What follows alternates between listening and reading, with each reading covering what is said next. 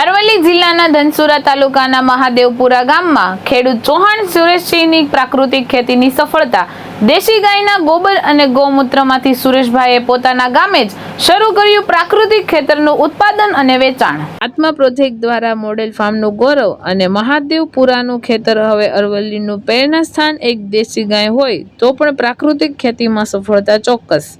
સુરેશભાઈએ રાસાયણિક ખેતી છોડી માટીને જીવિત કરી આજના રાસાયણિક ખાતર અને જંતુનાશકોના અતિરેકવાળા યુગમાં પણ ગુજરાતના અરવલ્લી જિલ્લાના ધનસુરા તાલુકાના નાનકડા ગામમાં મહાદેવપુરાના ખેડૂત ચૌહાણ સુરેશસિંહ સોનસિંહ પ્રાકૃતિની ખેતીના માર્ગે ચાલીને પોતાના ખેતરને હરિયાળી બનાવ્યું છે.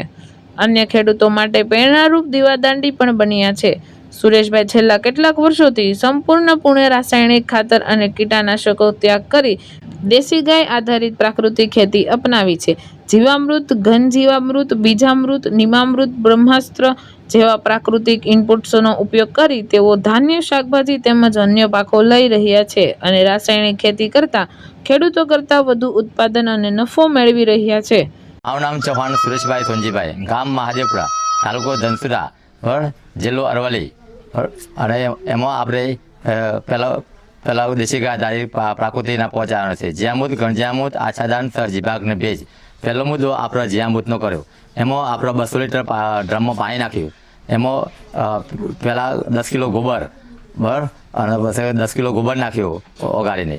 પછી ચણા 1 કિલો દેશી ગોળ, પછી 1 કિલો કઠોળ નાખ્યું, ચણાનો લોટ અને વડ નીચેની માટી નાખી. આ બધું 200 લીટર પાણીમાં નાખ્યું. બરાબર. એને ઘડિયાળના કોટાની જેમ આપણે હલાવવાનું 5-5 મિનિટે. અને એને આપણે જ્યામૂત તૈયાર થઈ જાય બરાબર, એટલે એનો ઉપયોગ આપણે 4 થી 5 દાડા પછી ગમે તે શાકભાજીમાં તથા ગમે તે ઘઉંમાં કરવાનો છે. બરાબર. એને કંતાનથી ઢોકી દેવાનું. 4 થી 5 દાડામાં તૈયાર થઈ જાય એટલે ઉપયોગ કરવાનો.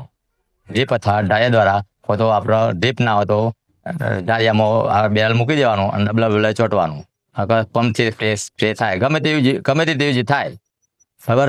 એ આ બધું જ્યામૂત 4 થી 5 દાડામાં તૈયાર થઈ જાય એટલે આપણે ગંજીયા બનાવવા માટે જે દેશી ગાયનું ગોબર આપણે પોરું કરી નાખવાનું તળિયામાં. એને આપણે ખાડા ગોળીને અને જ્યામૂત નાખી દેવાનું. એને મિક્સિંગ કરી નાખવાનું, એને સુકાવવાનું. આ ઘન જ્યામૂત આપણે 4 થી 5 દાડામાં રાખવાનું. ને સુકાઈ જાય એટલે એને કૂટીને